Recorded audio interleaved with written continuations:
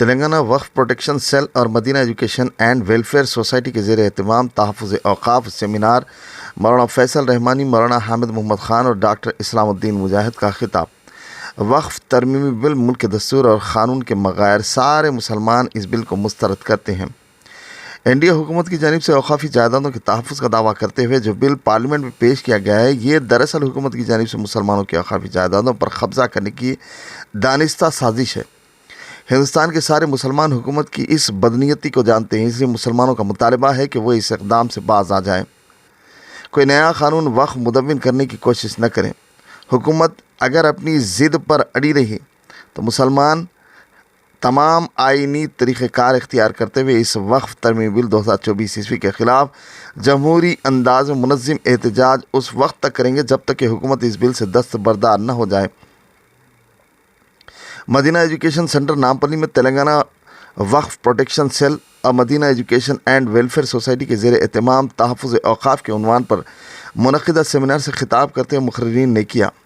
Seminar کے مہمان خصوصی مولانا احمد ولی فیصل رحمانی، سیکریٹری آل انڈیا مسلم پرسنل لا بورڈ اور امیر شریعت بہار، جھارکھنڈ اور اڑیسہ نے اپنے خطاب میں کہا کہ وقف ترمیمی بل 2024 سے آگاہی بہت ضروری ہے۔ بغیر معلومات حاصل کیے ہم اس بل کو حکومت سے منسوخ کروانے میں کامیاب نہیں ہو سکتے۔ اس بل میں بہت ساری خرابیاں اس لیے ہیں کہ ہر انصاف پسند شخص اس کی مخالفت کر رہا ہے۔ انہوں نے وقف کی ساری تفصیل بتاتے ہوئے کہا کہ اس ملک میں یہ نظام صدیوں سے جاری ہے۔ مسلمانوں کے اسلاف نے اپنی قیمتی جائیدادیں اس مقصد سے وقف کی ہیں کہ اس کے ذریعے مسلمانوں کی فلاح و بہبود کو یقینی بنایا جا سکے۔ انہوں نے اس الزام کو جھوٹا پروپیگنڈا قرار دیا کہ مسلمان جہاں نماز پڑھتے ہیں وہ اس کو وقف قرار دیتے ہیں۔ انہوں نے کہا کہ حکومت کو چاہیے تھا کہ وہ اس بل کو پارلیمنٹ میں پیش کرنے سے پہلے مسلمانوں کو مطمئن کرتی، لیکن بجائے اس کے اچانک یہ بل لگا دیا گیا۔ اس سے نہ صرف مسلمانوں میں بلکہ پورے ملک میں بے چینی پھیل گئی۔ مولانا حامد محمد خان، مرکزی سیکریٹری جماعت اسلامی ہند نے اپنے خطاب میں حکومت کی نیت پر کئی ایک سوال اٹھائے۔ انہوں نے کہا کہ اس معاملے میں حکومت کی نیت صاف نہیں اور وہ مسلمانوں کی اوقافی املاک کو ہڑپنے کی خاطر ایک ایسا قانون لانا چاہتی ہے جو کسی بھی صورت میں مسلمانوں کے لیے قابل قبول نہیں۔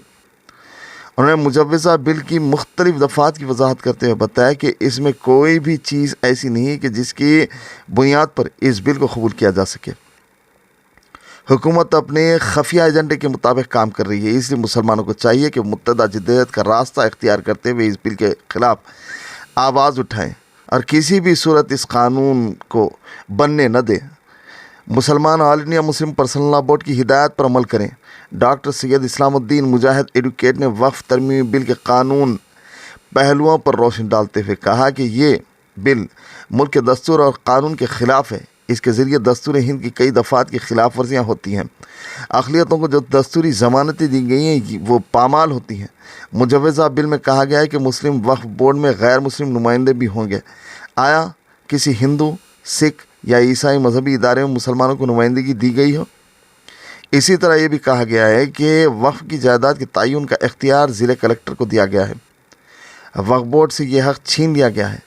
وقف ترمیمی بل میں جو ترامیم کی گئی ہیں اس سے صاف واضح ہوتا ہے کہ حکومت وقف جائیدادوں کو اپنے کنٹرول میں لینا چاہتی ہے۔ وقف ترمیمی بل کو مشترکہ پارلیمانی کمیٹی سے رجوع کیا گیا۔